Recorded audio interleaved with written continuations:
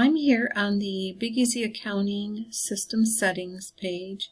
I have the initial setup, the menu open, and it's number 4, set up the system. That's where we're at here. And you would have already put in your name and your year of records. This is for sales tax purposes, and it will track one state sales tax.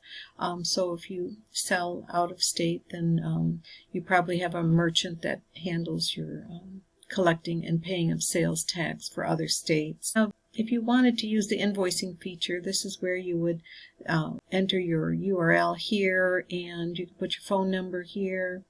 And the system file folders are located here that you really don't need to get to them from here. You can get to them from the main menu. And you could also get to this system settings from the main menu.